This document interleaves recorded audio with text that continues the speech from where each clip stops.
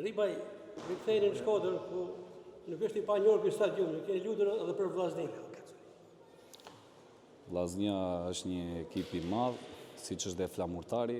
Unë ndjem shumë mirë kur vi dhe si vizitor, po edhe në këtë punë që jam, më pëlqen jashtëzakonisht shumë ambienti i Shkodrës dhe i uroj shumë suksese për mëtej Vllaznisë. Pritje ndryshe kjo javë e fundit, ndoshta finale për Flamurtarin, po ashtu erdhen gjërat dhe në Shkodër u tuat pasi shpresë. Ashtu rodhen ngjarjet javën e parë, siç e kam parë të gjithë, ne kam thënë dhe një intervistë mbas ndeshjes.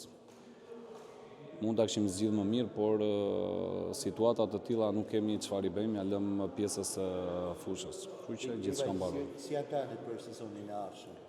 Nuk e di, do flasim këtë javë me presidentin dhe pastaj do vendoset çdo gjë.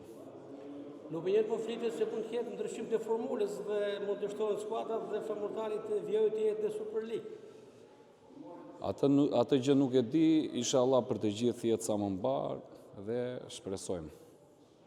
Do të vijojë Ribaj të jetë përsëri në krye të Flamurtarit?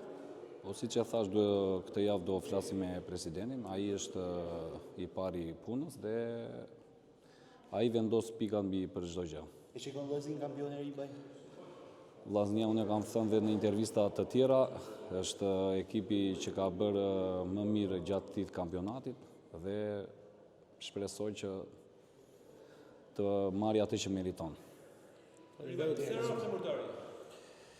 Tani Flamurtari pati investime shumë të mëdha nga presidenti, për të gjë falenderoj sepse më dha mundësinë të jem një ndër ekipet më të mëdha të Superligës shqiptare, por ato duhet sot mbaroj dhe pastaj duhet analizuar çdo gjë për këtë situatë, si ndodhi situata.